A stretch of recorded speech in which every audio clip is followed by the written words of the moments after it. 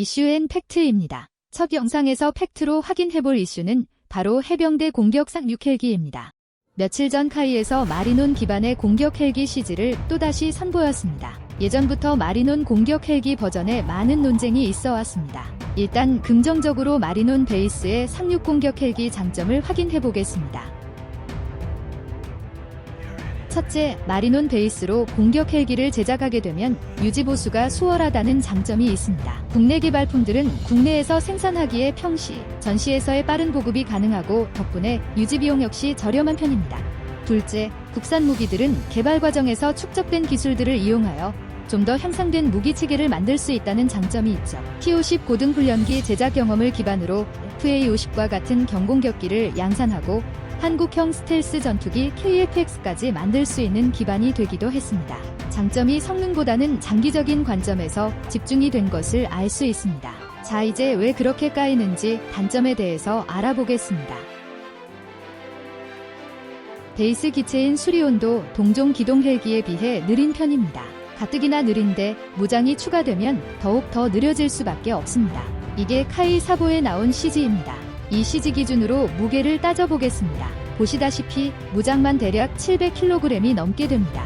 게다가 LAH에서 적용했었던 하드포인트 2개짜리 스터브윙의 무게가 양쪽 합이 200kg나 되는데 하드포인트 4개의 공격 헬기는 그것보다 더 무거울 것으로 판단됩니다.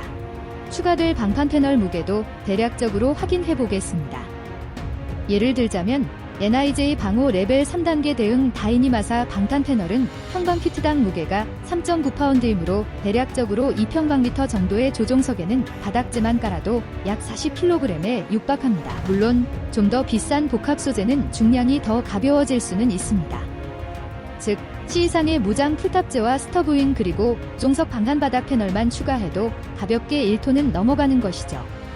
ROC 기준 마리논 탑승 병력 7명의 무게 770kg은 무난히 초과하는 중량이 됩니다. 기존 병사 탑승 시의 마리논보다 무거워져서 비행 속도나 작전 반경이 줄어들 것은 이미 예견되어 있는 것 같습니다.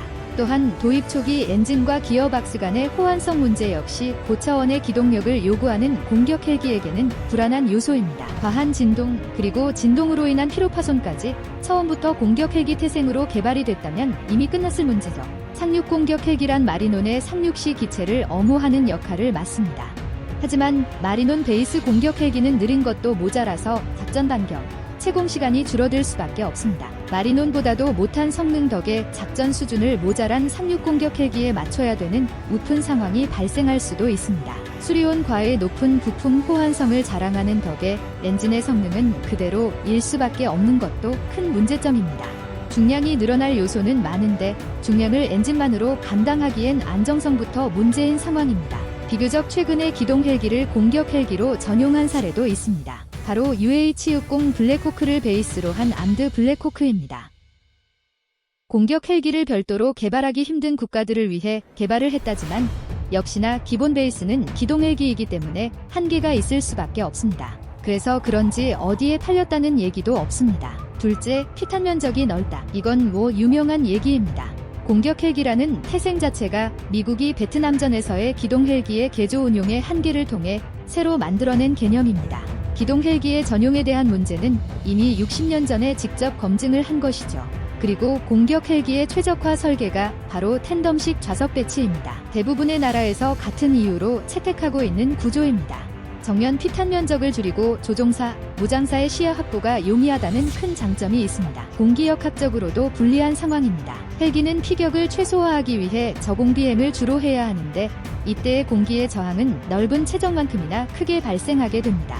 특히나 상륙 공격 헬기의 무장 무게로 인해 출력 부족 상태에서 공기 저항까지 심해지면 비행조차 버거워지는 상황이 올 수도 있습니다. 결과적으로 수리온 기반 공격 상륙 헬기의 논점은 가성비를 중요시하느냐, 성능만을 중요시하느냐의 문제 같습니다. 국산 개발이라는 개념으로 비교하기 딱 좋은 게 있죠. 앞서 말씀드린 FA-50과 수리온과 같은 맥락이나 다른 점이 있습니다. 경공격기는 로우급으로 이미 F-15, F-35와 같은 미들, 하이급으로 함께 구성이 되어 한정적인 수행 능력에도 전력으로 활동하기에는 문제가 없습니다. 오히려 노후화된 F4, F5를 대체하는 상황이니 전력 보강이 되는 셈입니다. 하지만 공격 헬기는 얘기가 다릅니다. 물론 방공망 무력화는 타군의 지원을 받게 되겠지만 적어도 상륙작전에서 해병대가 스스로 방어할 수 있는 유일한 능력을 주는 게 바로 상륙공격 헬기인데 공군으로 비교하자면 F-15, F-35 지원 없이 FA-50으로만 작전하라는 것과 별 다를 게 없습니다.